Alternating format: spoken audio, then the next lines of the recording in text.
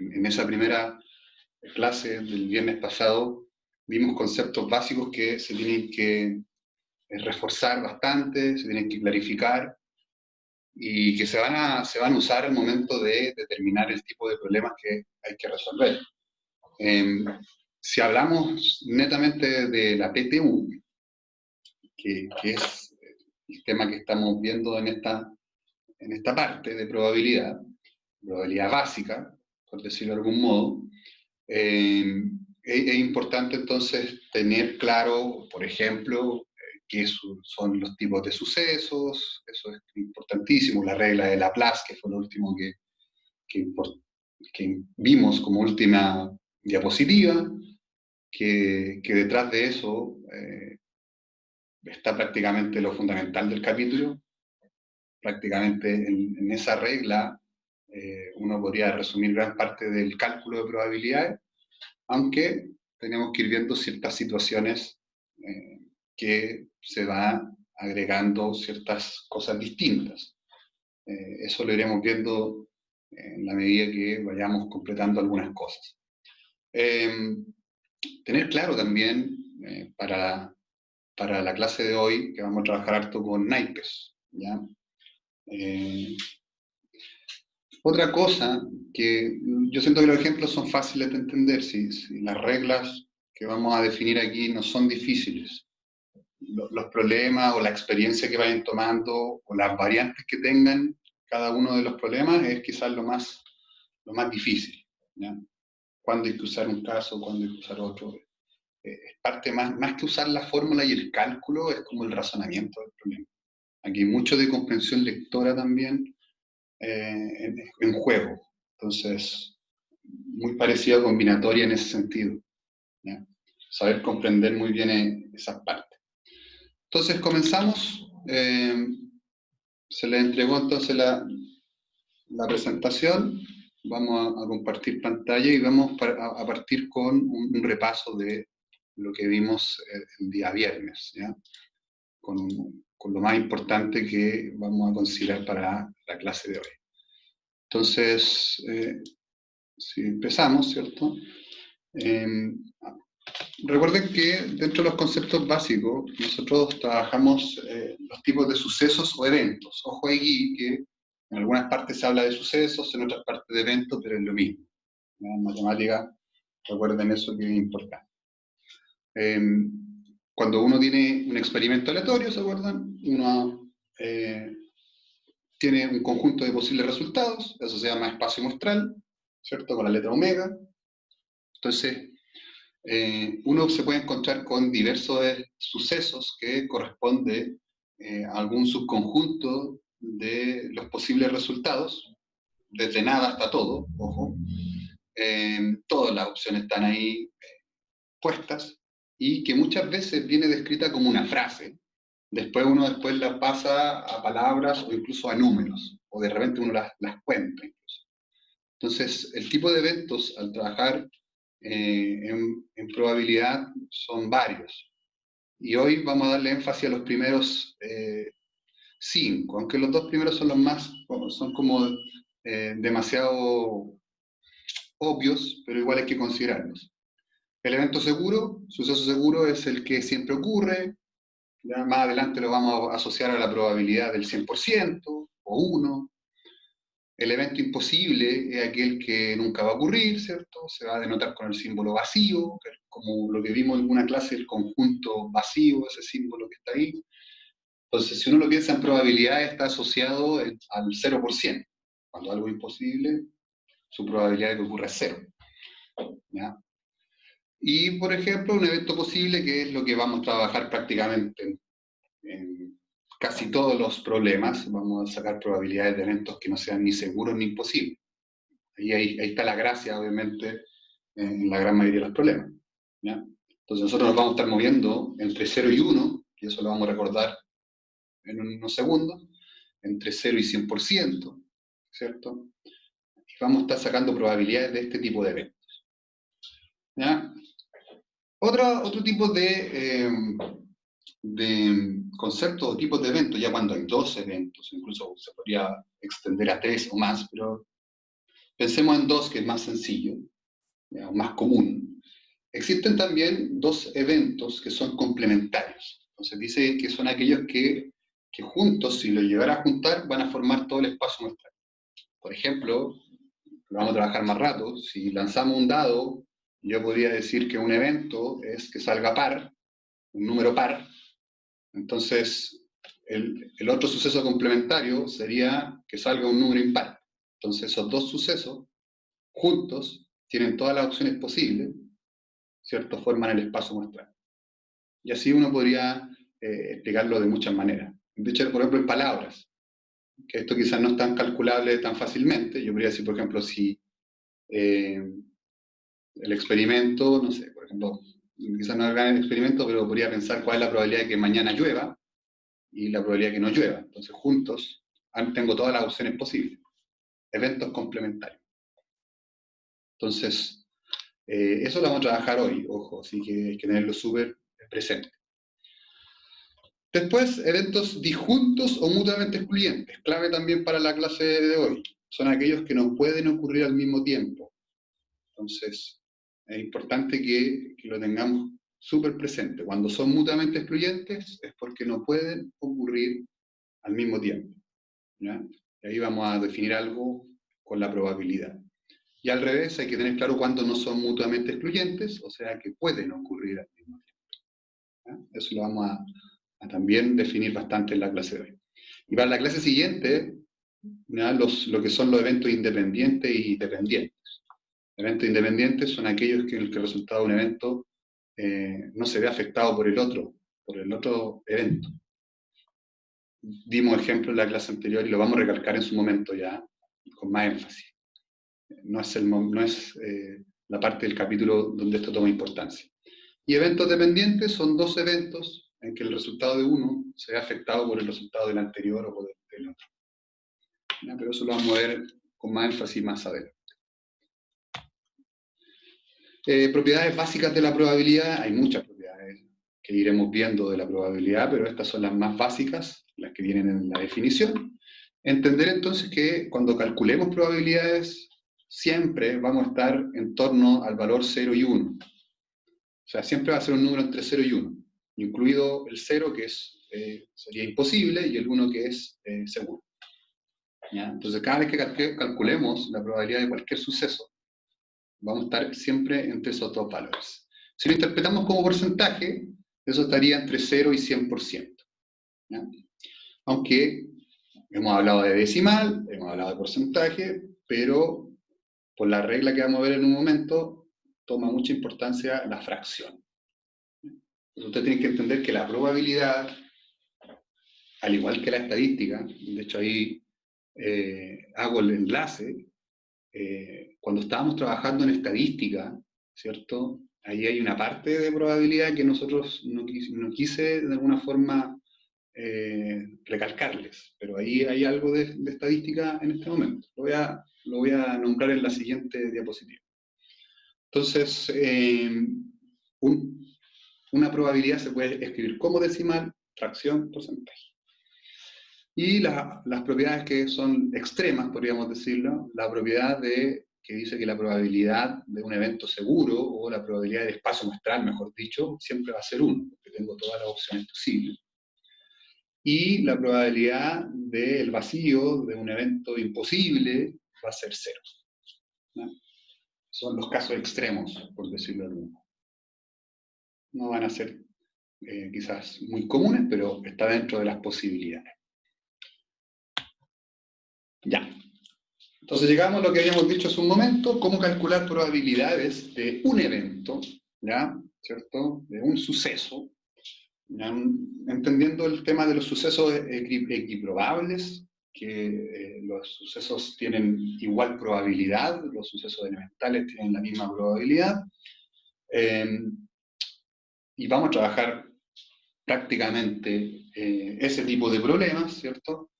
Así que tranquilos, vamos a trabajar este tipo de cosas, los sucesos equiprobables. Entonces, a partir de esa condición, ¿cierto? Podemos decir que la probabilidad de un evento cualquiera, ¿ya? Denotado en este caso por la letra A, por facilidad, la letra da lo mismo en realidad, y va a estar dado por la siguiente división, ¿cierto? La siguiente razón.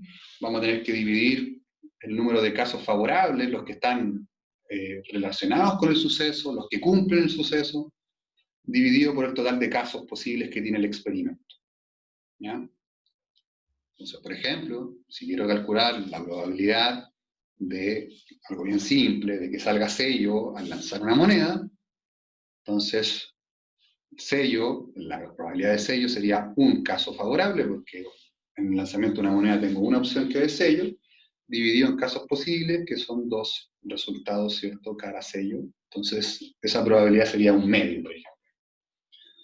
Visto de forma ya más con simbología de conjuntos, según lo que definimos la clase anterior, la probabilidad de cualquier suceso es la cardinalidad, ¿cierto?, del conjunto, ¿cierto?, del suceso, dividido por la cardinalidad del espacio muestral. Es otra forma de verlo, ¿ya? Pero es la misma definición, llegan al mismo resultado, solamente que se entiende de otra forma. ¿Ya? Entonces eso fue lo que vimos el viernes y es lo que vamos a estar trabajando constantemente, va a aparecer bastante en los ejemplos.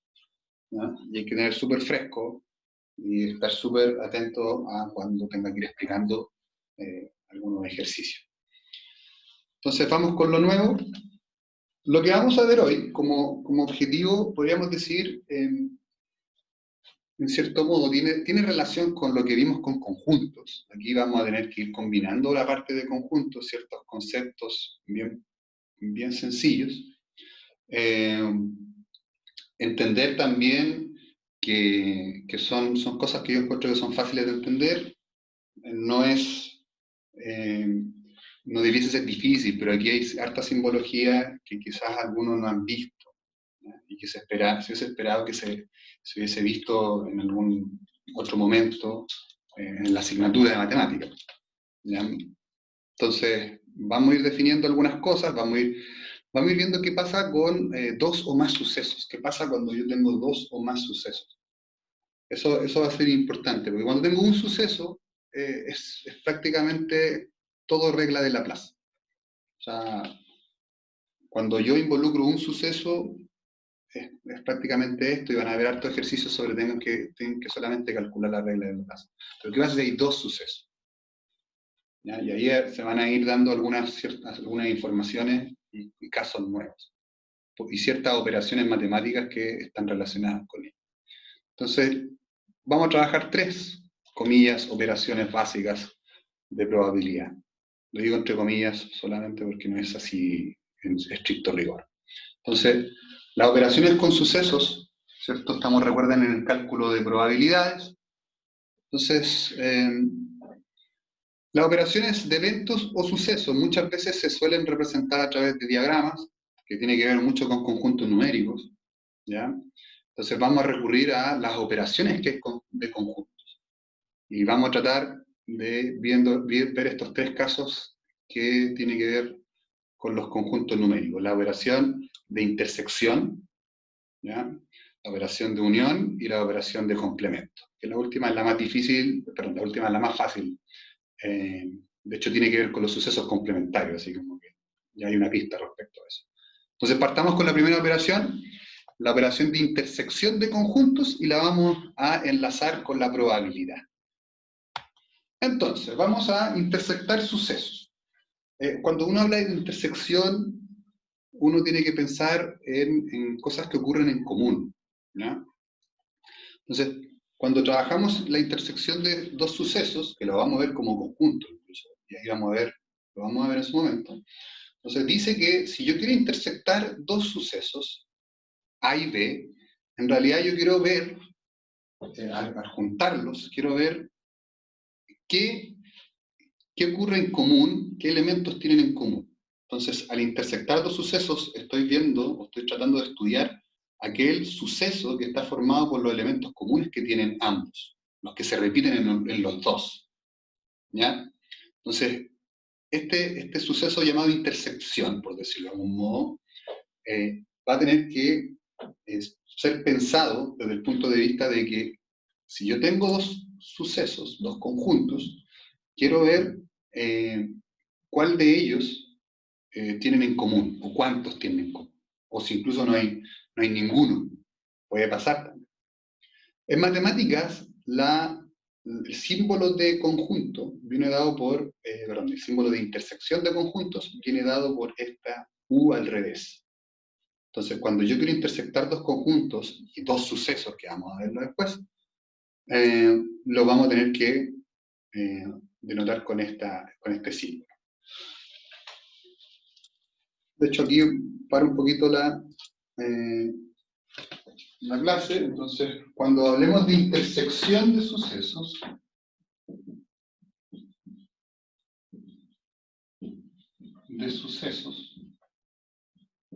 y que al final es una intersección de conjuntos, del conjunto numérico o conjunto de cosas, la gran mayoría son números, vamos a tener que utilizar ese símbolo, ¿ya? Y viene enlazado con la palabra y. Entonces, ¿por qué? Porque yo quiero ver, ¿ya? En la intersección de dos sucesos, ¿qué elementos pertenecen a uno u otro? Perdón, y otro. Entonces, la intersección de sucesos es buscar elementos comunes. Lo vamos a hacer con un ejemplo porque esto es mucha simbología. Además, esto es un detalle, enlazándolo a lo que vimos recién, si estos sucesos son mutuamente excluyentes, o sea, no pueden ocurrir al mismo tiempo, o sea, jamás van a tener elementos comunes, como no tienen elementos comunes, no tienen elementos, ¿cierto?, que se puedan repetir, su intersección va a ser vacía, o sea, no tienen nada en común. Entonces va a ser imposible encontrar cosas. Entonces, cuando haya dos eventos mutuamente excluyentes, su intersección es vacía y no va a haber nada, ¿cierto?, en común. En probabilidad eso sería 0, ¿ya? Pero eso lo vamos a ver un poquito más adelante con ejercicio.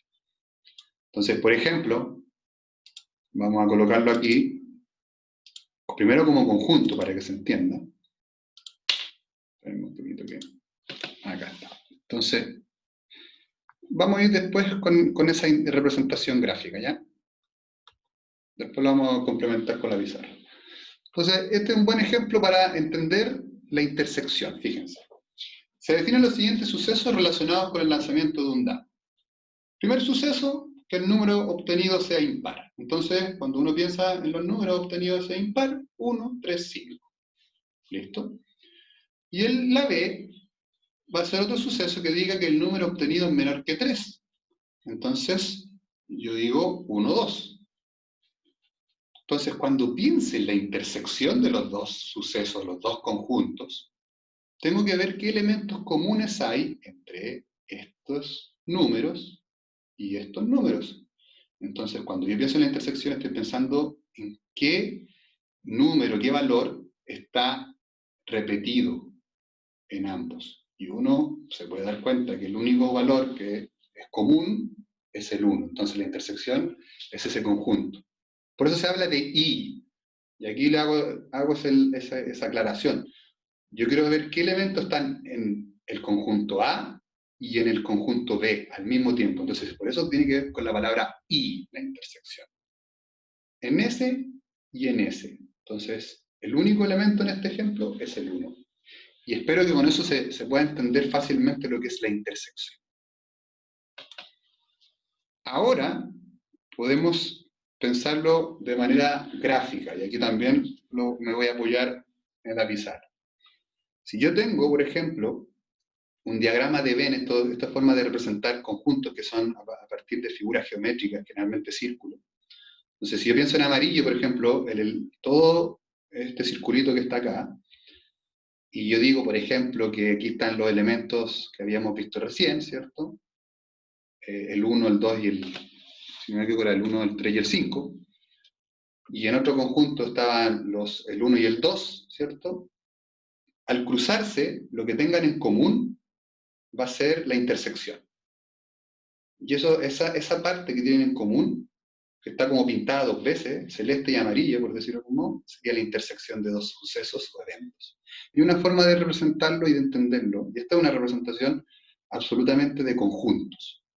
Entonces, vamos al ejemplo. Entonces, uno tiene que, en el ejemplo anterior, teníamos que el A estaba formado por el 1, el 3 y el 5. Y el B estaba con el 1 y el 2, ¿cierto? Entonces, si esto lo quisiera representar con un conjunto, entonces esto es una forma de representarlo matemáticamente para que se pueda visualizar mejor. Entonces, mi diagrama, ya, voy a tener que colocar en un conjunto los números, digamos que este se llama el conjunto A, entonces aquí digo que ahí tiene que estar el 1, el 3 y el 5. ¿Ya? El 1, el 3 y el 5. Y en otro conjunto B va a estar el 1 y el 2. Como yo ya sé, ¿cierto?, que el 1 lo comparte, entonces tendría que quedar entre medio aquí. Entonces tenemos el conjunto B, que estaría el 1 y el 2, ¿cierto? Ahí está el 2 que queda afuera. Y la intersección, matemáticamente hablando en conjunto, sería esta parte que estoy marcando aquí con el verde. Esa parte sería la intersección, que en este caso es el 1. Si no hubiese algún elemento, un número, lo que sea, la intersección sería vacía, tendríamos que colocarle el simbolito, si no hubiese nadie ahí. Pero en este caso, como hay un elemento en común, ¿cierto?, esa es la intersección. Una forma de representarlo es usando conjuntos. Bueno que se vayan familiarizando con ese tipo de cosas. Es parte fundamental de la matemática del sistema de los conjuntos. Ahora, yo no les voy a pedir, obviamente, en una prueba que tengan que hacer todo con estos diagramas, pero en muchos casos puede ser útil visualizarlo de esa manera. Voy a sacar fotos para que después, si alguien quiere copiarlo. Entonces, es una forma distinta, ¿cierto?, y bien fundamental de ver esto, de la intersección de sucesos. Después vamos a ver otras estrategias para resolver el problema en las clases más prácticas. El uso de tablas de doble entrada, por ejemplo, que sirven mucho para ver todas estas cosas. Entonces, sigamos. Entonces, vamos a ver qué tiene que ver con probabilidad, porque recién hemos solamente definido la intersección de sucesos de conjuntos, ¿ya? Solamente hemos visto eso. Entonces, recordar eso que es súper clave. Entonces, este otro ejemplo dice, un ejemplo ya más de la vida real, de palabras, no todo es matemático. Entonces dice, se definen los siguientes sucesos. El suceso A es un trabajador que pertenece a una empresa, ¿ya?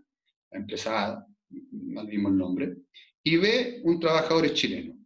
Entonces, si yo quisiera intersectar esos dos, tendría que ver qué cosas serían en común, entonces sería como combinarlas, sería un trabajador chileno que pertenece a la empresa A. Es una forma distinta de verlo.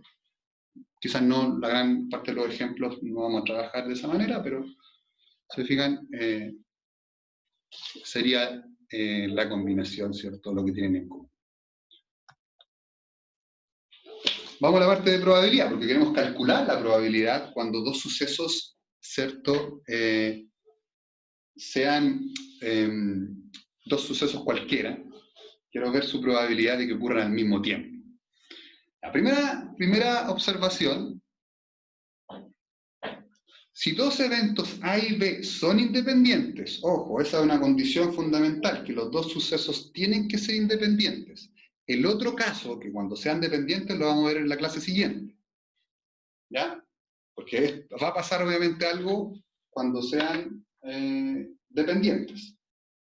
Entonces, si tengo dos sucesos que son independientes entre sí, ¿ya?, la probabilidad de que ocurra la intersección entre sí, o sea, que ocurran al mismo tiempo los dos sucesos, viene dada por la intersección. Entonces está el símbolo ahí de intersección de los sucesos, y esta es la parte matemática que al final ustedes van a poder separar, van a poder tener que calcular la probabilidad de los sucesos por separado y los van a poder multiplicar.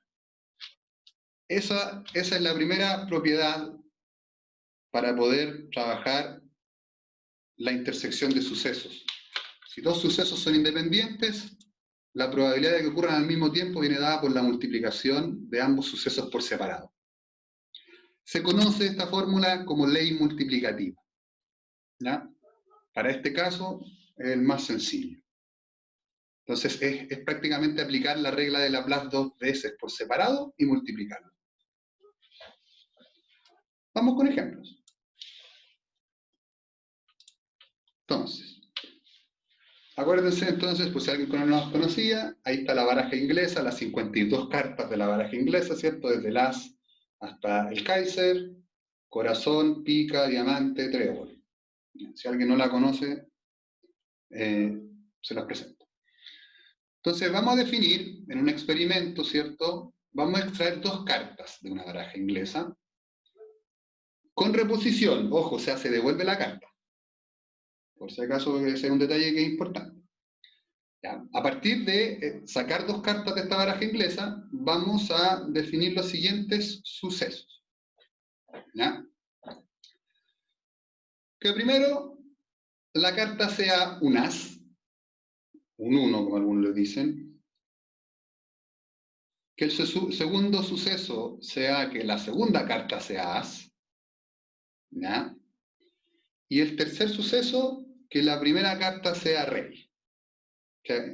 ¿Ya? Creo que, a ver, voy a revisar si hay un detallito respecto a eso, pareciera. Parece que esto, déjenme, parece que es la segunda carta, sea rey. Pero la vamos a revisar, porque no tendría mucho sentido. Vamos a revisar ese ejercicio, porque quizá hay un error ahí. Entonces, a partir de esto, vamos a determinar, y el primer ejemplo es el más básico, cuál es la probabilidad de que se junten estos sucesos, la probabilidad de que A y B ocurra al mismo tiempo. En otras palabras, queremos determinar la probabilidad de que la primera carta sea un as y que la segunda carta al mismo tiempo también sea un as. Recuerden que es con reposición. Entonces, vamos a explicar cómo se calcula. Entonces, si aplicamos, ¿cierto?, la regla de Laplace para los eventos por separado, recuerden que el evento A, ¿cierto?, era que se obtenga un as en la primera carta. Entonces, ustedes tienen 4 bases, regla de Laplace, arriba, dividido en 52 cartas, que es el total. Entonces, la regla de Laplace dice que la probabilidad de que la primera carta sea un as va a ser 4 dividido en 52. Bueno, si lo simplifican, va a quedar 1 partido por 13. Entonces ya tienen la probabilidad del primer evento. Si lo piensan de la misma forma con el evento B, van a llegar a lo mismo porque quieren obtener un as, ¿cierto? Y como es con reposición, no se perdió la carta, siguen habiendo 52. Entonces la probabilidad de que la segunda carta también sea un as va a ser 4 de 52. Entonces ya tenemos los dos sucesos, ¿cierto?, calculados de manera independiente, ¿cierto? Cada uno por su lado. Entonces ahora vamos a poder aplicar, ¿cierto?, la propiedad, ¿cierto?, la que está acá, ¿cierto? Esperen un poquito que aquí está. Vamos a poder aplicar esa propiedad. Entonces vamos a poder entonces multiplicar ambas. Entonces ahí está, probabilidad de que ocurran al mismo tiempo A y B. Multiplico ambas por separado, entonces queda 1 partido por 13, multiplicado por el otro 1 partido por 13, en fracción sería 1 partido por 69, o en decimal quedaría 0,0059. Como porcentaje habría que correr la coma 2 a la derecha, sería 0,59%, pero eso ya es más detalle. Entonces, ¿se fijan? La probabilidad de que ocurran dos sucesos al mismo tiempo viene dado por la multiplicación de cada suceso por separado, cuando los sucesos son independientes. Eso es súper importante tenerlo claro, porque hay que saber diferenciarlo de lo que vamos a ver en la próxima clase.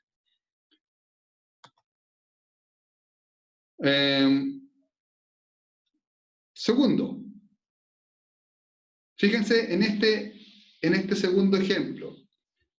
Fíjense, el suceso A es que la primera carta sea as. Entonces estaba bien. Espérenme, chicos. Entonces estaba bien. No hay nada que corregir. Entonces, que la primera carta sea as y que la primera carta sea rey. Entonces uno dice, ya, tengo que sacar la primera carta.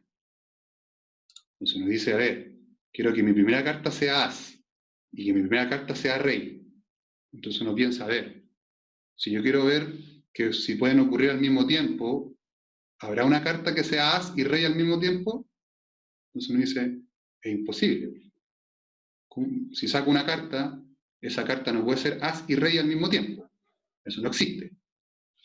Entonces, para ver la probabilidad de que ambas sucedan al mismo tiempo, como los sucesos son mutuamente excluyentes, no tienen nada en común, no hay una carta as rey, por decirlo de algún modo, vamos a decir que la probabilidad es vacía o en números sería 0. O sea, la probabilidad de esto es 0, derechamente. Como conjunto sería vacío, pero la probabilidad numéricamente sería 0.